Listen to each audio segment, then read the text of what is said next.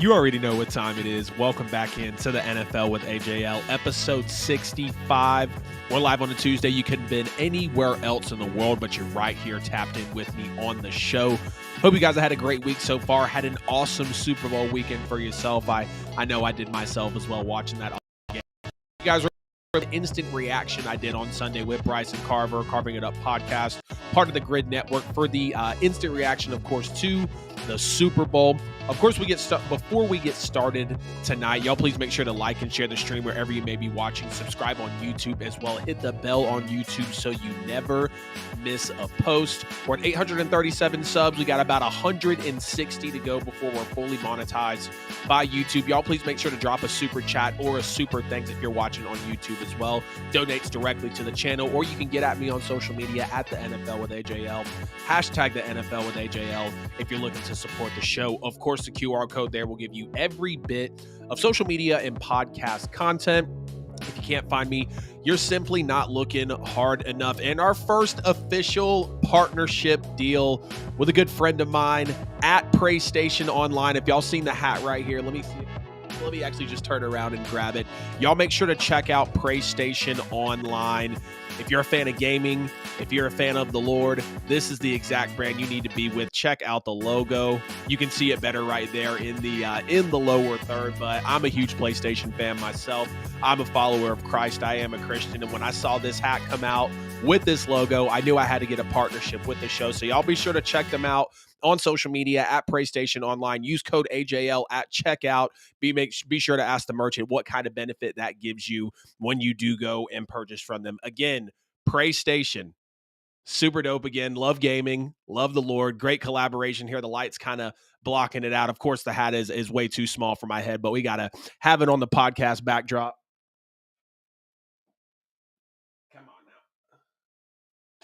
So, yes, thank you to PrayStation. Thank you, Jamel, for the partnership. And I'm excited to get things going, man. Hope to drive people towards your business and, of course, drive people of your followers towards my show as well. Mahomes chasing Tom Brady, the Chiefs' three-peat potential, 49ers offseason coming up, the NFL awards, snubs, and much more here coming on episode 65. By the way, we are officially in season 2 of the NFL with AJL, 64 episodes and a few instant reactions to go with season 1. Every year after the Super Bowl ends and we get right into the offseason and really the post-Super Bowl talk, that is when we'll start the new season. So this is episode 65 overall, but season 2, episode 1, like I said, of the NFL with AJL. And let's go ahead and get right into it as we do see the Chiefs beat the San Francisco 49ers 25-22 in Super Bowl 58 out in Las Vegas. It goes to overtime, only the second Super Bowl to ever do so. But more importantly, we now have the Kansas City Chiefs being the first team since the 03-04 Patriots, ironically, who Tom Brady was affiliated with, as the first team since that time in 20 years to go back to back.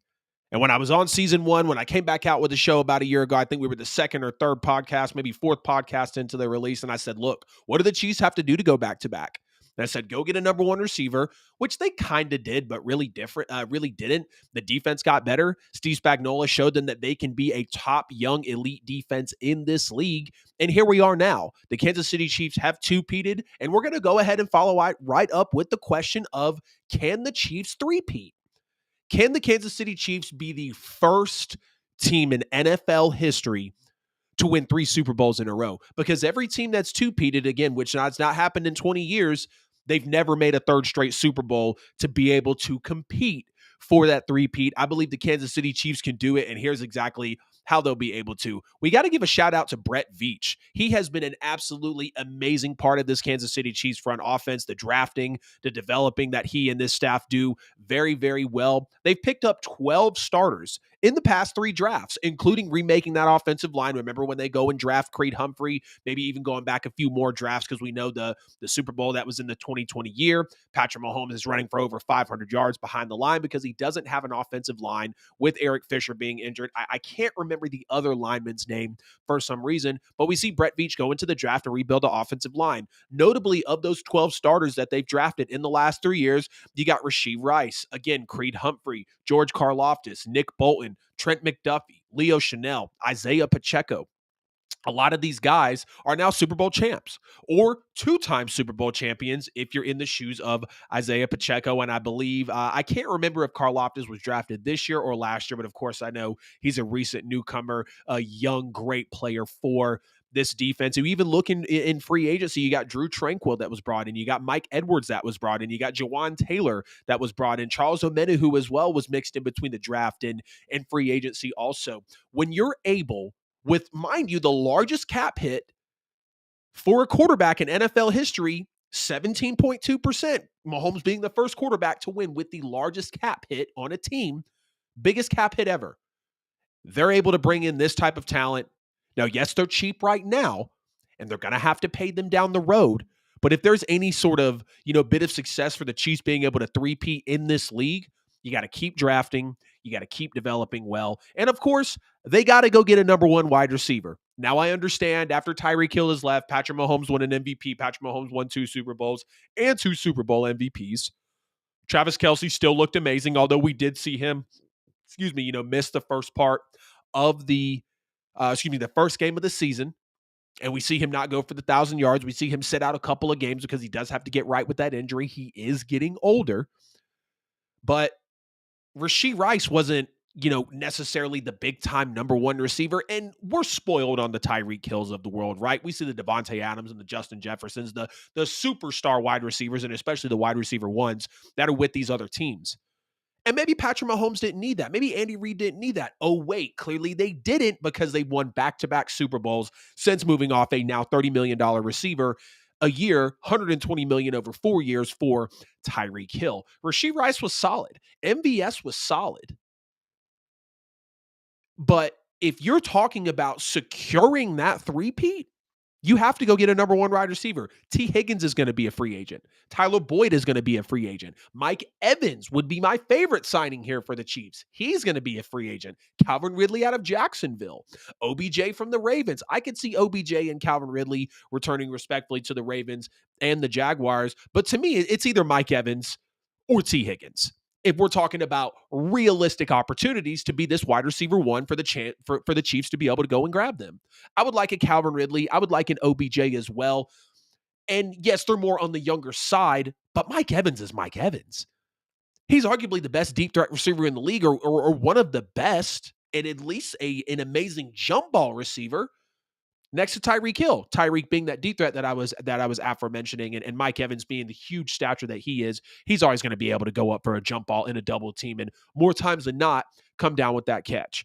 Yes, they showed us that they can do it in back-to-back years without a true wide receiver one outside of Travis Kelce.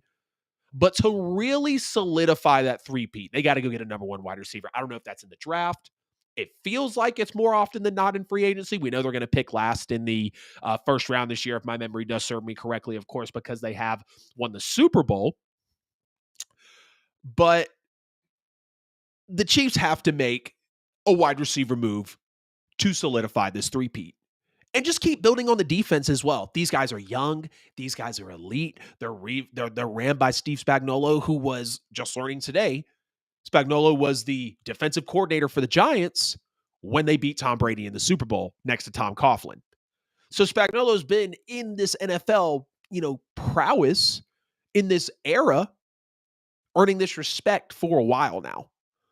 And when you've got young guys out there like Karlaftis and Trent McDuffie and L'Jarius Sneed, and you've got Drew Tranquill and you've got Nick Bolton, absolutely amazing. The Chiefs defense hasn't been this good in a very long time.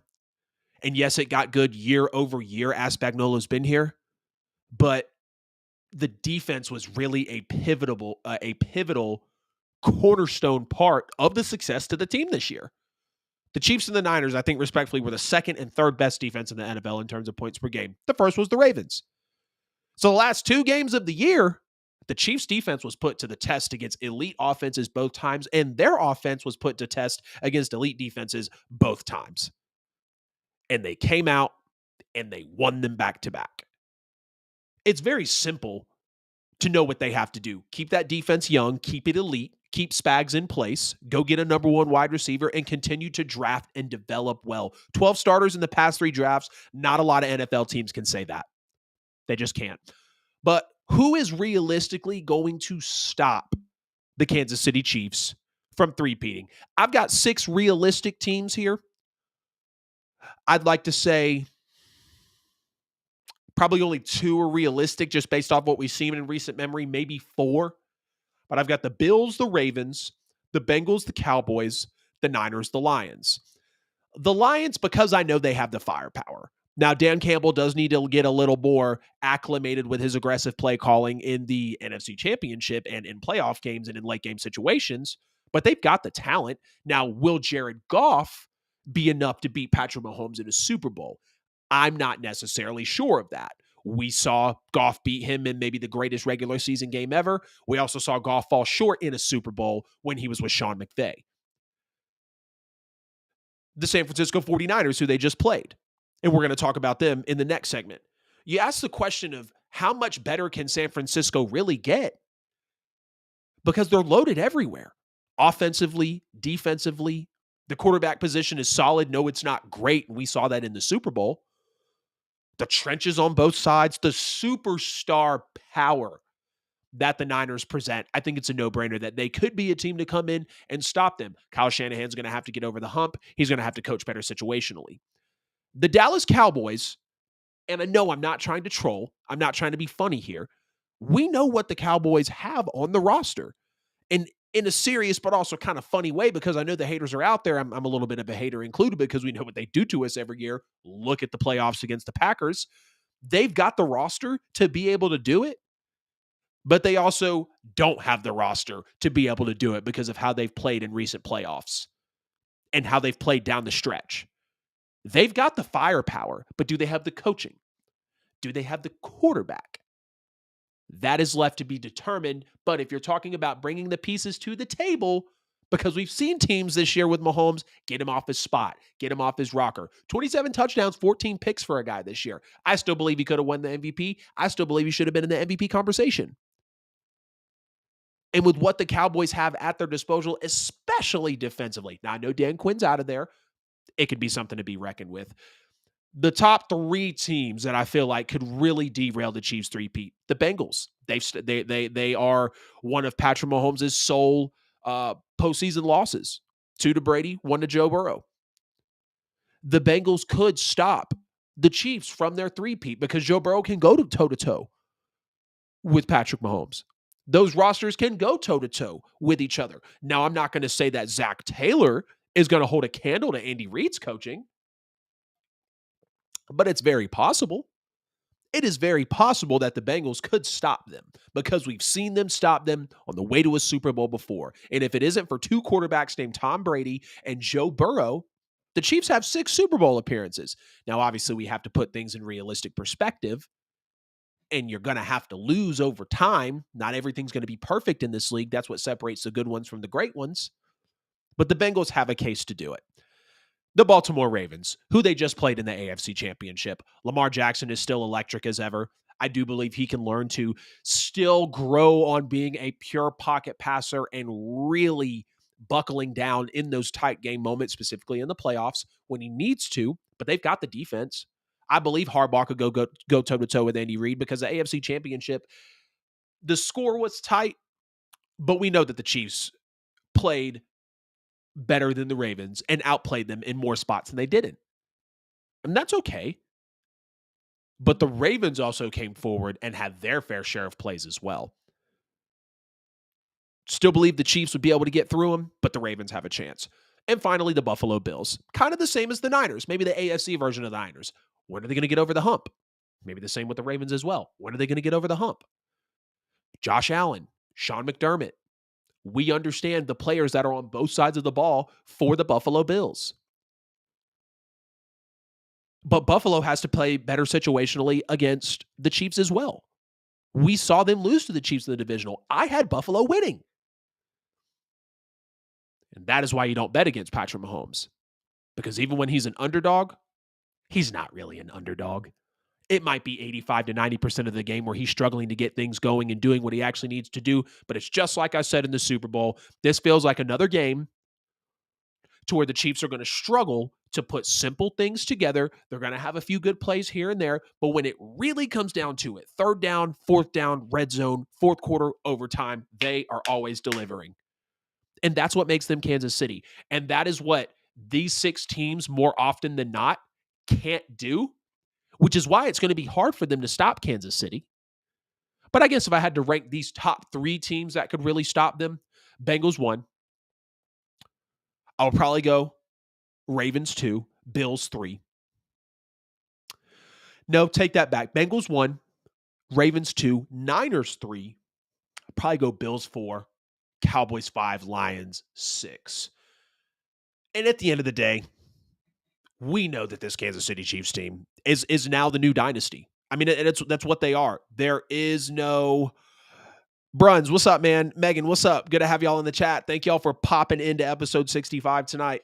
There's no question that the Kansas City Chiefs are the dynasty of the 2020s, the 2010s, whatever the hell you want to call it. 3 chips in 5 years. 4 Super Bowl appearances in 6 years, 4 AFC titles, 3 postseason losses over the last 6 years. Brady in the Super Bowl, Brady in the AFC Championship, Joe Burrow in the AFC Championship. This is the best 5-year run compared to the legendary 80s 49ers teams, compared to the legendary early 2000s New England Patriots teams, and compared to the legendary 1970s Pittsburgh Steelers teams. The Chiefs are the first team to win back-to-back Super Bowls, like I said, since the 03-04 Patriots. If they become the first team to win 3 in a row, they will match the 1970s Steelers with 4 Super Bowl victories in a 6-year span. We could be sitting up here next year talking about the Chiefs winning 4 Super Bowls in 6 years and going to 5 within 7. And Mahomes having a 4th ring and having a 4th Super Bowl MVP. Now, we'll hold off on that. Don't want to get too long-winded about this dynasty talk because it's very apparent what these Chiefs are. Even if they don't win a 3rd one in a row next year, they're still a dynasty. They have still established themselves as such. The Chiefs are the first team to win a Super Bowl with the highest cap hit in history with Patrick Mahomes. He's the first MVP to win. He's the first MVP to win the Super Bowl since Kurt Warner in Patrick Mahomes, and they can be the first team to three-peat. But again, teams that have gone back-to-back have never went to the 3rd straight Super Bowl in a row to actually make it happen. I want to hear from y'all down in the comments. Again, Megan, Bruns, thank y'all for jumping on the show. Thanks for tuning in to episode 65. Y'all make sure to like and share the stream wherever you may be watching if you're live here with me. And now let's get into the San Francisco 49ers portion of Super Bowl 58. Or more or less the fact of Kyle Shanahan is now 0-3 in Super Bowls. 1 as an offensive coordinator in 2016 with Atlanta. 2 as a head coach with the Niners. 1 in 2019. 1 in 2023 with the San Francisco 49ers, of course. He's blown a 10-point lead in all 3 of these games. All 3 of these Super Bowls, he's had a 10-point lead. And he's blown it. Will Kyle Shanahan ever get it done?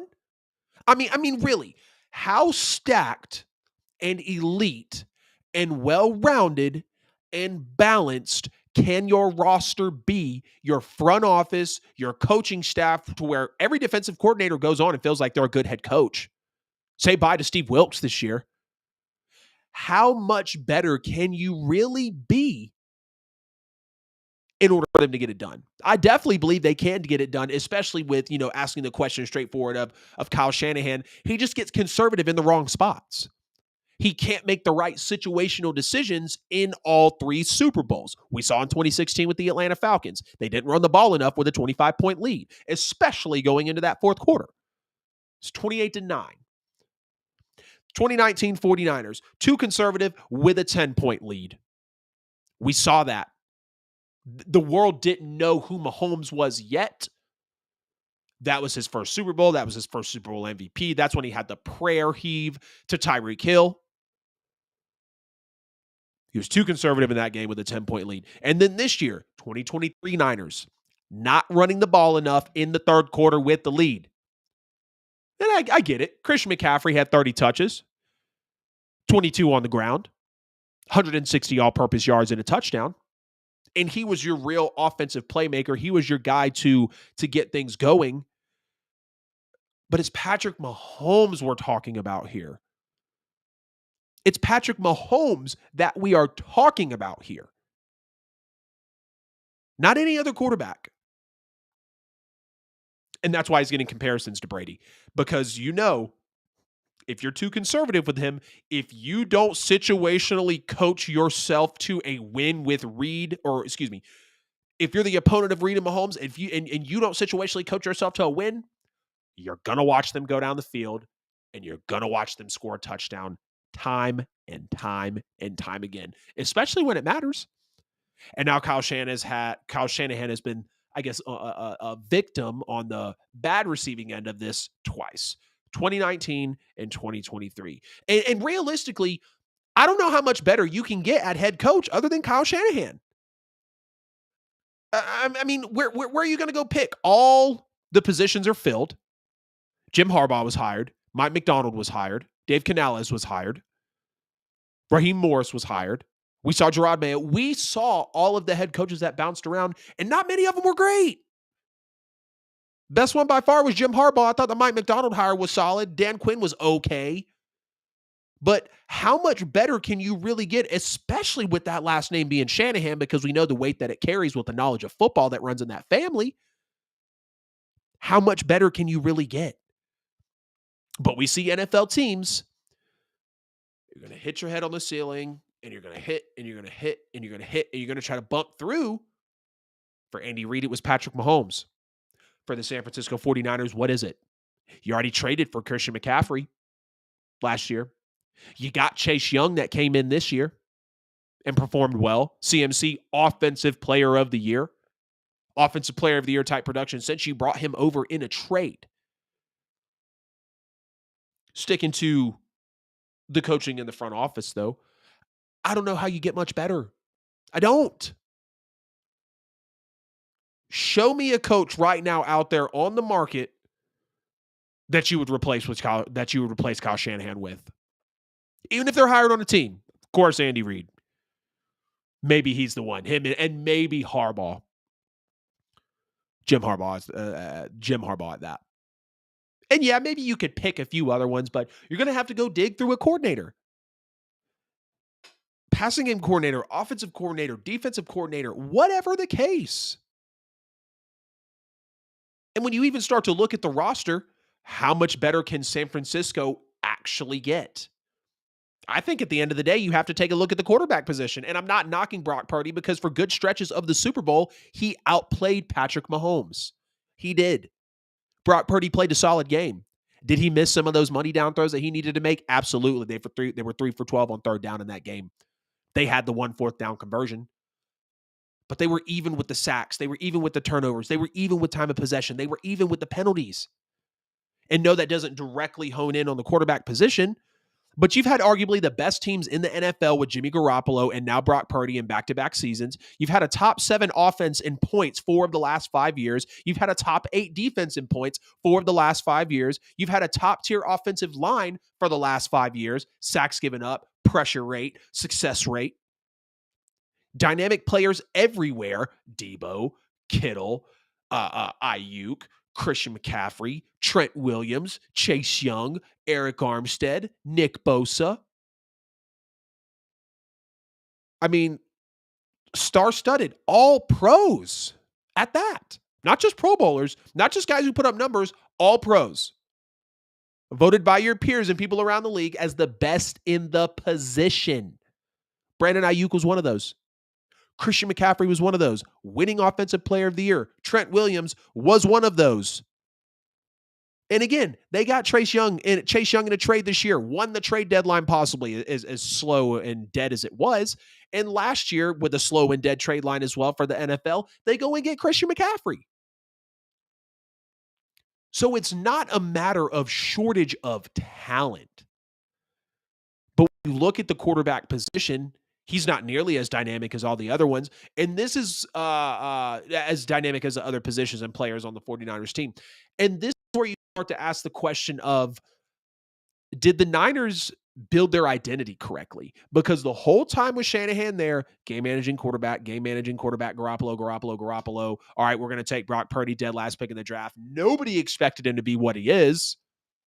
It's no slight to him, but he was taken last in the draft per tape per reason and per scouting for a reason. But, and I get it, he tried to get it right with Trey Lance, albeit a very wild haul to go get him, and kind of an interesting development in how they chose to pick him when he hadn't played a lot of college games and, basically missed a whole year in his college tenure. But the Niners have never, in the last 5 years, built their team around a dynamic quarterback like the Texans, like the Chargers are looking to do, like the Bengals have done, like the Ravens have done, like the Bills have done. Hell, even like the Cowboys have done, like the Jets were trying to do before Aaron Rodgers got injured. It is centered around the quarterback. And any quarterback in the league that isn't going to have the type of weapons that Purdy has with the embarrassment of riches in San Francisco, of course their production is going to be affected. But for Christ's sake, we just saw Patrick Mahomes win the Super Bowl with the most amount of drops from his wide receivers in the NFL. Why? Because he's dynamic. Shanahan and Reed, comparable. Obviously, Andy's much better. Obviously, Andy's got 3 trips. Obviously, Andy's got a better postseason record. Obviously, Andy's got a better all-time win percentage and total wins. Shanahan is still great, elite, one of the top, best coaches in this league. One of the top best rosters in this league. But it's when you take a look back at Brock Purdy, because in 2019 in the Super Bowl, we saw Jimmy Garoppolo miss Emmanuel Sanders for what would have been a touchdown. And we saw Brock Purdy play well for most of this game. But when it really came down to it, he didn't deliver. And it just comes down to a point of, when do the San Francisco 49ers go and get dynamic, not game manageable, not good, but great, elite, dynamic, superstar driven at the quarterback position? Because I'm waiting on it. I know Niners fans are waiting on it. I know the Bay is waiting on it. And I understand Brock Purdy's cheap right now. They can pay everyone else. But San Francisco literally has an embarrassment of riches. You don't think they could do without I don't know, maybe an Eric Armstead and a Brandon Ayuk? You don't think they could do without that? They might tell Chase Young to walk, because he's due for a payday. Brock Purdy's coming up due for a payday. And respectfully, I don't know why Brock Purdy would make any less than $40 million a year. Brock Purdy just had a great season, 4,000 plus yards, 30 plus touchdowns, over 100 passer rating, great completion percentage, Super Bowl appearance, only lost by 3 in overtime to a top 3, top 4 quarterback ever. He is going to get paid. He deserves to get paid. Being the dead last pick in the draft, what he's done is remarkable. But San Francisco has to get to a point to where they look inward and say, we need to get dynamic at quarterback. Because I don't believe, seeing how these other elite dynamic quarterbacks in the NFL, like Lamar, like Herbert, like Mahomes, like Burrow, like Josh Allen, how do you get past them when everything's not lined up perfectly? When it's, a rough stretch down the season and you've got your Trent Williams and your Deebo Samuel and your Christian McCaffrey banged up, when we saw the Niners lose 3 games in a row after being 5-0. When we saw Patrick Mahomes be injured in a Super Bowl and scramble with a bum ankle and go and win Super Bowl MVP and win the Super Bowl in a 38-35 shootout over the Philadelphia Eagles and that elite defense. Why was that possible? Because Mahomes is special. Purdy's not. And that's okay. Brock Purdy can win a Super Bowl with this roster if it's perfect. But look me in the windows of my soul and tell me when it's perfect. Really, after week 1, nobody's ever perfectly healthy after the first few snaps and maybe first few drives of a game. Everyone's got something tweaked. That's why the injury reports have to be so honest. But tell me when it's perfect down the stretch. We'll just say, for conversation's sake, last 5 games of the season, postseason in the Super Bowl. It's usually not. There's usually people dealing with injuries, whatever the case is, to where the team is not 100%. They're just not. Ayuk is gone. What's good? Thank you, Megan. Appreciate you loving the podcast. Darby, what's good, man? Ayuk being gone is interesting. I can see that happening. Him being an all-pro, it would be a blow for them, for sure. But, yeah, uh, they got to start looking at more dynamic positions at quarterback. I just think that they have to. Purdy really didn't do anything wrong for most of the year. But again, how long can you have a loaded roster front and back, offensively and defensively, an elite head coach in Kyle Shanahan, whether he's done what he has in Super Bowls or not, and the front office in San Francisco, and continue to have a game manager at quarterback in today's NFL where it's star driven and offensively driven and very, very quarterback centric? Sticking to Patrick Mahomes here, we know that he's chasing Tom Brady. I need to get this pulled up here because this graphic just says absolutely everything. Posting shady stuff on Instagram. Patrick Mahomes is chasing Tom Brady. He's won 3 Super Bowls. He's won 3 Super Bowl MVPs. He's the first MVP since Kurt Warner to win the Super Bowl. He's one of 3 to have 3 Super Bowl MVPs with Brady and Montana. He's become the first quarterback in NFL history, again, to win the Super Bowl while carrying the largest cap hit. Second ever 50 touchdown, 5,000 yard season. Let's not forget he did it in his first year. One of 3 to have multiple 5,000 yard passing seasons. My boy Drew right here has 5. Brady has 2. Mahomes now has 2. Patrick Mahomes has been down by 10 plus points in 4 playoff games. He's undefeated. Tom Brady faced the same situation 21 times in his career, and he's 10-11. Patrick Mahomes is 4-0. This has been the best 6-year start to any NFL quarterback's career. And I saw a post today on Facebook.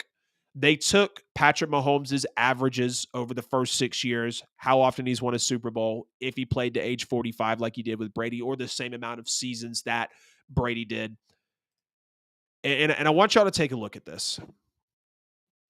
I want you to see the bottom line, playoff pass yards, Mahomes, 118,000. 18,000. Brady, 13,000. We'll let that go away for a second so it can fit the screen better.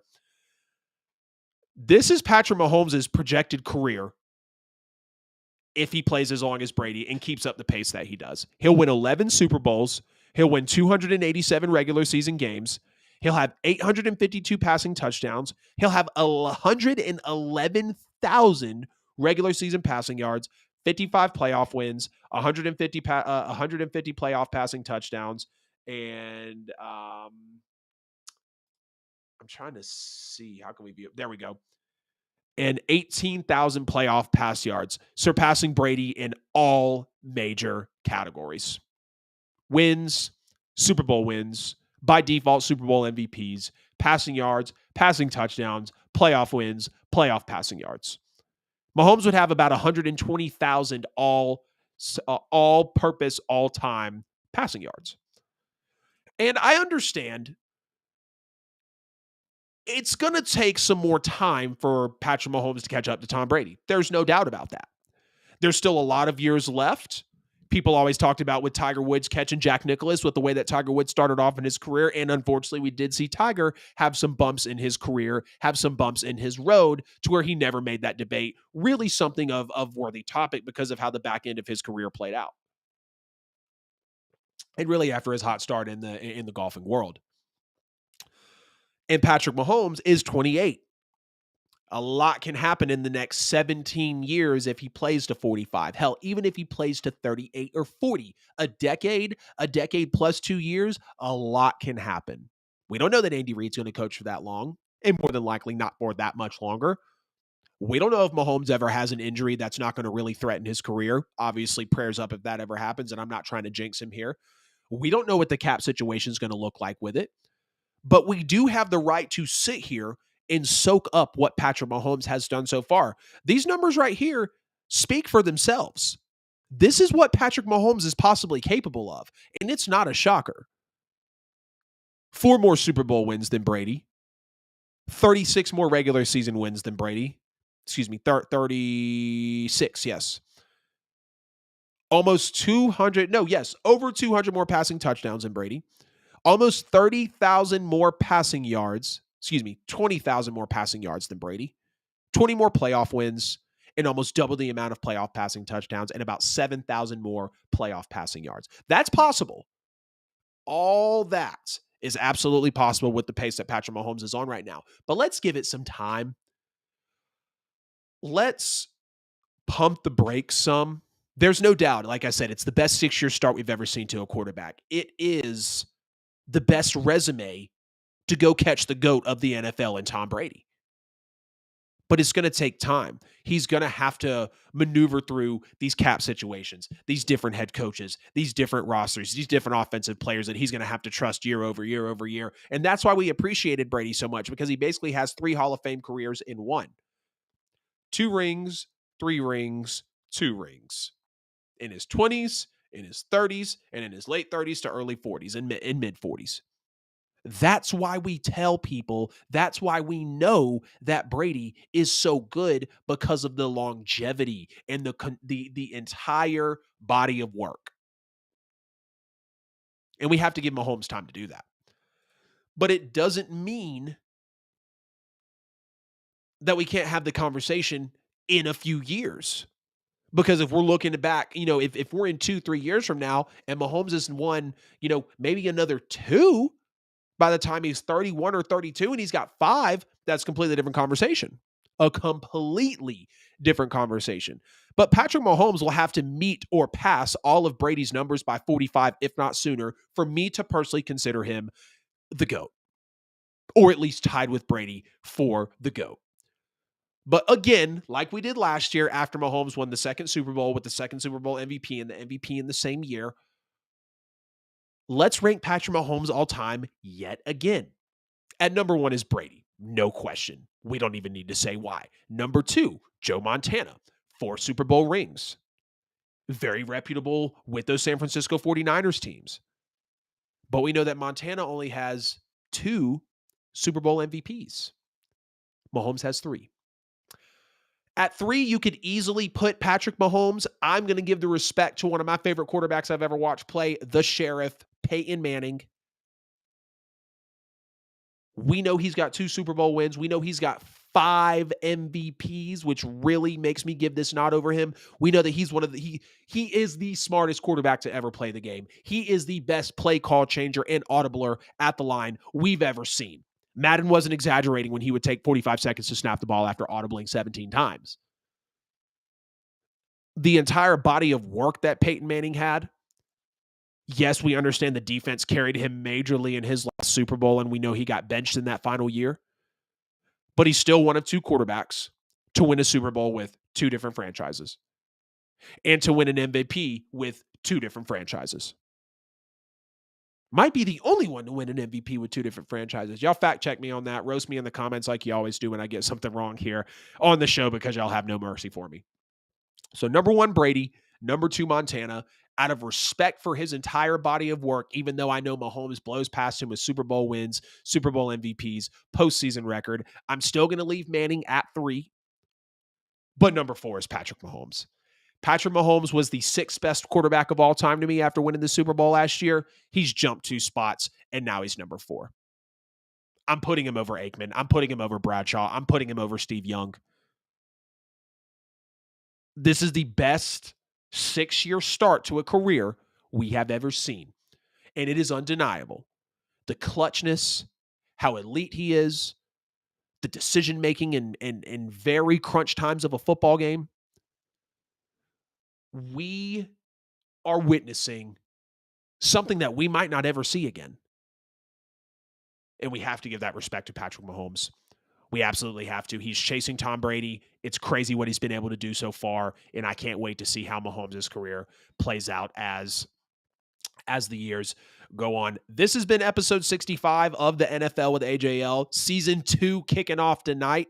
I appreciate everybody in the chat jumping in, everybody that's watching live. You could have been anywhere else on a Tuesday night, but you're right here tapped in with me on the show. Hope y'all had an excellent week. Hope you enjoyed your Super Bowl weekend as well. Maybe you were out in Vegas to live it up, and if so, super happy for you on that one. Y'all make sure to like and share the stream wherever you may be watching. Subscribe on YouTube as well, so you never miss a post. Hit the bell so you never miss a post. Also, like I said, use code AJL at checkout at PrayStation online on social media. If you're a gamer, if you're a follower of Christ, this collab, this apparel, this gear is absolutely for you. Don't forget to use code AJL at checkout.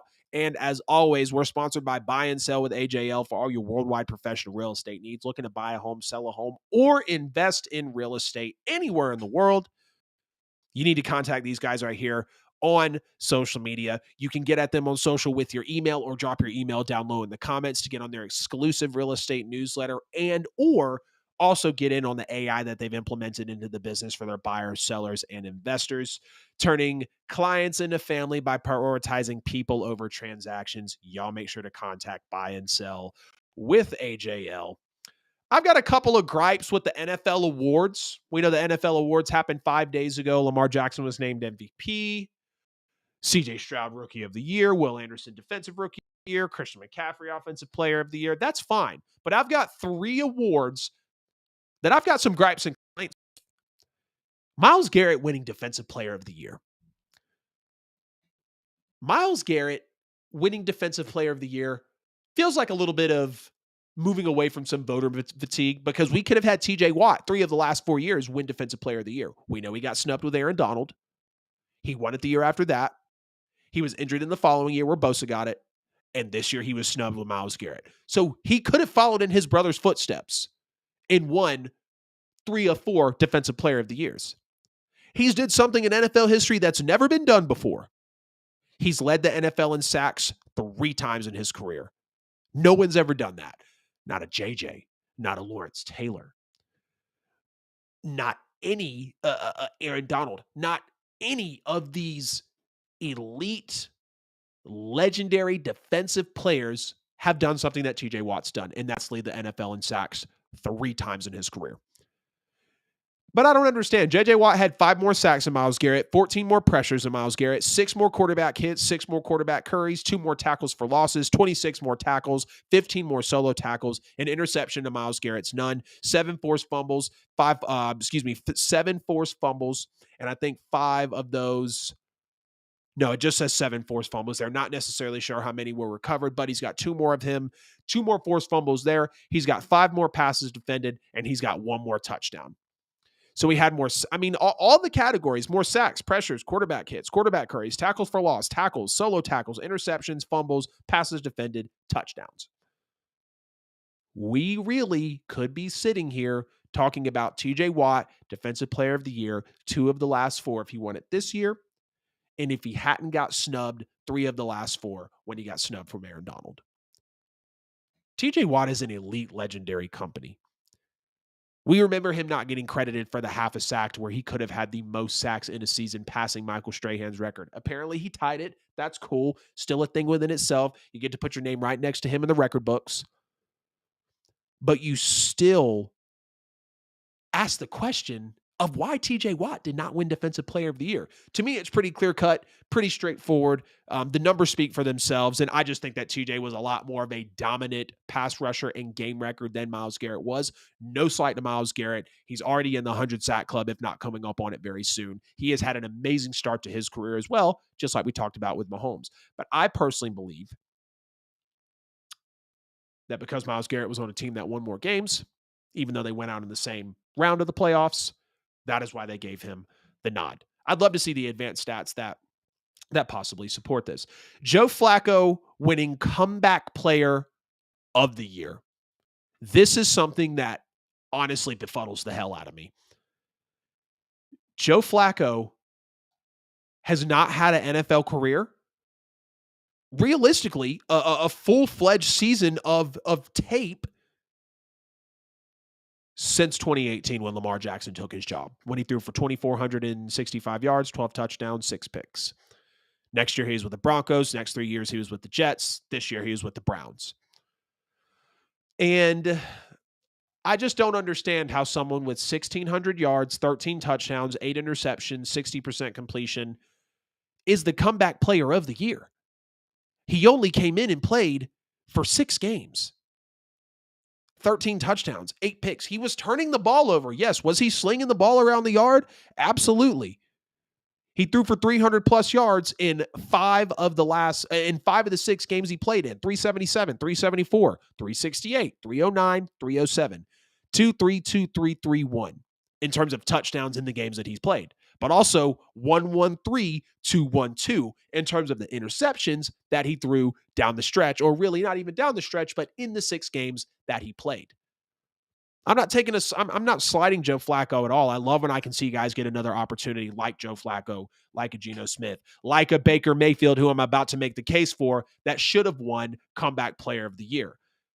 Baker Mayfield had his highest completion percentage after being with the Rams last year, after getting traded to the Panthers from the number 1 overall pick, after only throwing for 3,000 yards in 2021, 17 touchdowns, 13 picks, after that lightning in a bottle year.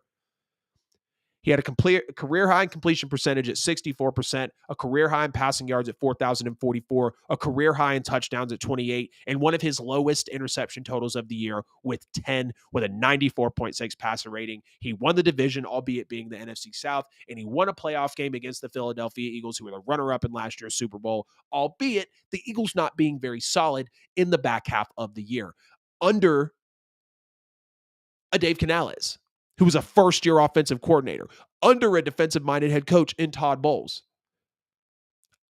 Baker Mayfield was the comeback player of the year.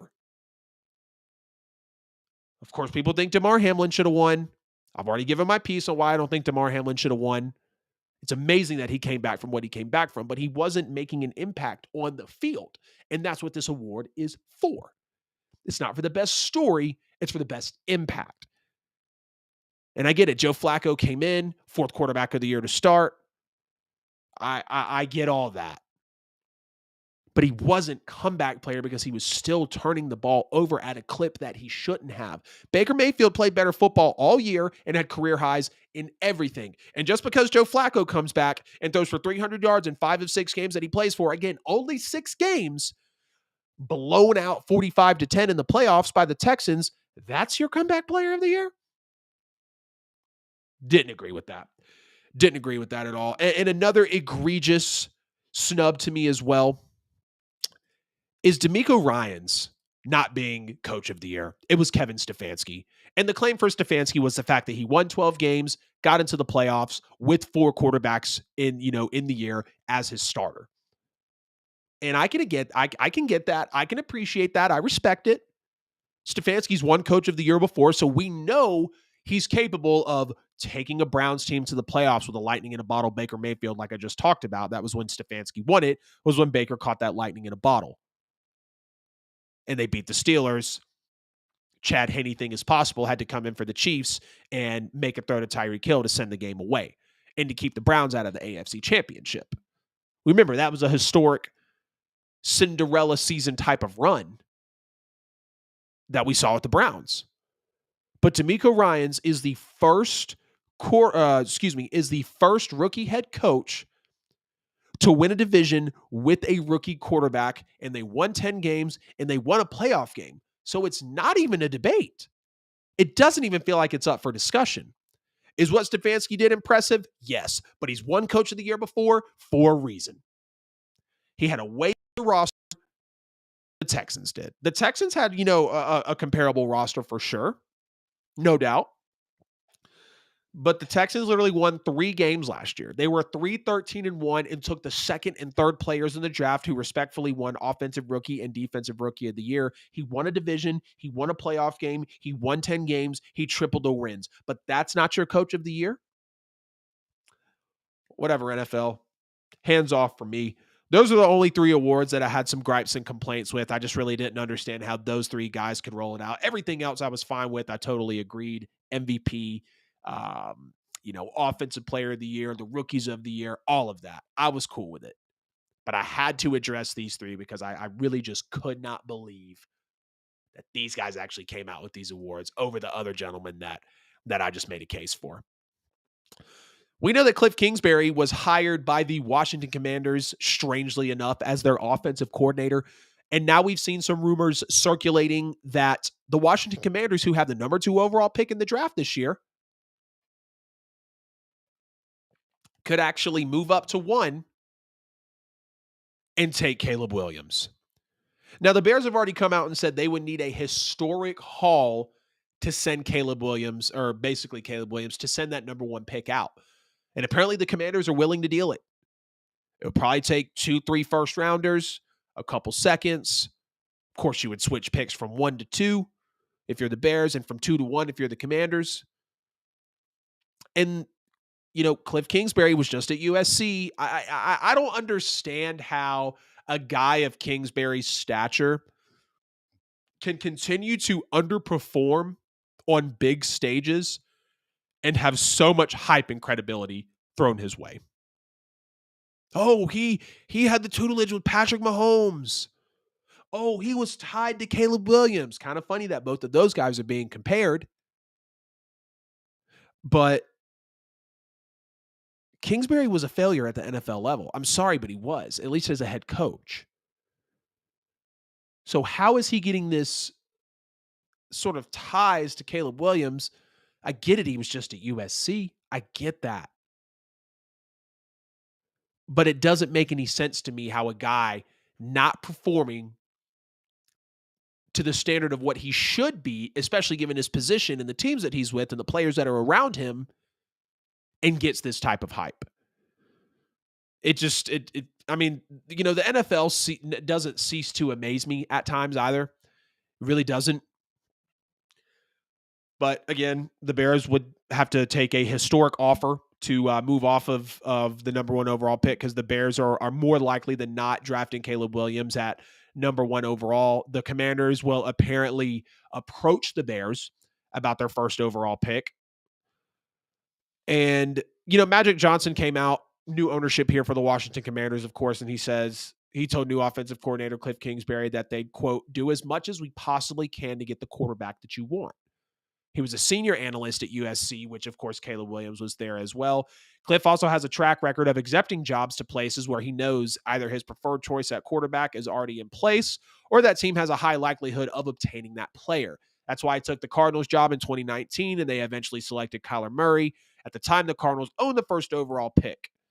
After getting fired by the Cardinals, Cliff Kingsbury eventually took the job at USC for the chance to work with Caleb Williams. This story would then take a crazy shift. And it's just the mantra that Cliff Kingsbury has around him. And look, if you're able to pull that off with the Cardinals in 2019, and people think that you're tying a best generational prospect of Caleb Williams back to you, then so be it. We saw his name in the Las Vegas Raiders offensive coordinator job, but he knows that it's not a place that he would really want to coach. The talent is there in terms of Devontae Adams, in terms of Josh Jacobs. Obviously they got Max Crosby on the defensive side as well, but more players